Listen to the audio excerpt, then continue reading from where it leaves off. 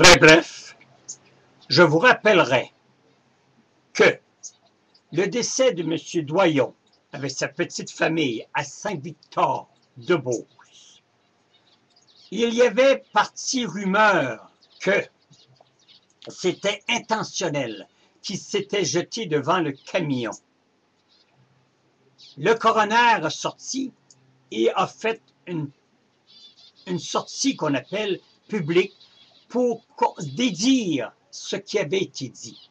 Mais je voudrais bien dire à la famille Doyon que toutes mes sincères condoléances et de la famille du côté, évidemment, de son épouse aussi, parce qu'il ne faudrait pas oublier que c'était une famille, si je ne fais pas erreur, reconstituée, et avec 4 ou 5 beaux petits amours. Elle était même enceinte de son petit garçon, qui était pour s'appeler, mon Dieu Seigneur,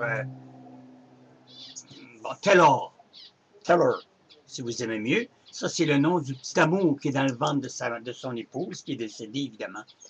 Et que cet homme souffrait de maux de tête, souffrait presquement d'épileptique. Il y avait un gros problème, il avait été voir des médecins, il était rendu au 2e médecin, et parce que le premier n'avait pas trouvé ce qu'il avait.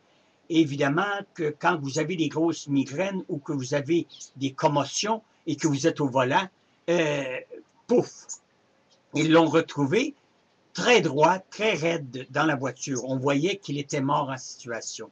Mais celui qui a parti la crise de connerie de dire qu'il avait fait ça volontairement, c'est pas rien que la Sûreté du Québec. C'est le truc-cul qui chauffait le camion en question dans lequel a fait un face-à-face. Je nomme pas les noms, je veux rien savoir. Mais ce truc-cul-là a dévoilé sur des ondes de la radio et aux médias qui avait vu le camion se précipiter volontairement sur lui. Et que c'est pour ça qu'il est arrivé ce qu'on a constaté.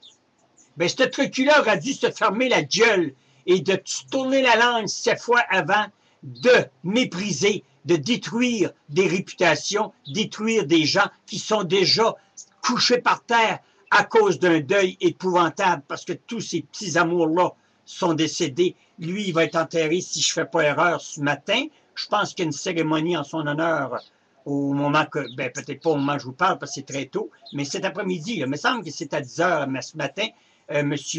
Doyon et son petit amour, que vous allez voir probablement sur les photos, ils sont écœurés des médias, la famille Doyon. Je les comprends, là, mais il faudrait mettre leur juste, comprenez-vous, mettre les choses à leur place.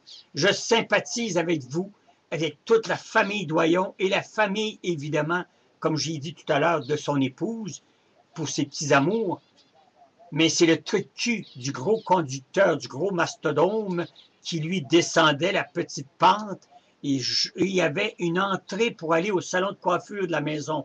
Une maison grise, une assez maison, mais est éloignée un peu de la route et il y a défurqué comme pour cette entrée-là, c'est évident. Il était après faire une commotion qu'on appelle presquement une crise d'épilepsie au volant. C'est des choses qu'il ne savait pas, lui-là, qu'il avait ça, mais il suivait des médecins. Alors donc, ça a été confirmé par le coroner que ça n'avait pas été délibéré, qu'on cherche les conséquences qui vont être à la fin du mois, établies à la fin du mois. Moi, je vous le dis évidemment 3 semaines à l'avance ou 2 semaines à l'avance. La situation, ce qui en est, ce n'est pas volontaire, c'est tout simplement cette personne a eu un malaise très, très, très fort qui a fait que en faisant sa crise, il a perdu complètement le contrôle et au lieu d'aller côté, comme on pourrait dire, du champ ou côté de l'accotement, a pris le côté de la ligne blanche et ce camion venait. Alors, cette langue sale-là qui a dit dans les journaux et dans les médias, « Ah, il s'est garoché sur moi! » Puis, en voulant dire que c'était volontaire, c'est sûr que s'il y avait eu un malaise, il a perdu la conduite. Mais avant de te faire aller à la gueule puis de détruire cette famille-là, aujourd'hui, moi, te dire franchement, être à ta place, je ne serai pas gros, mon salaud.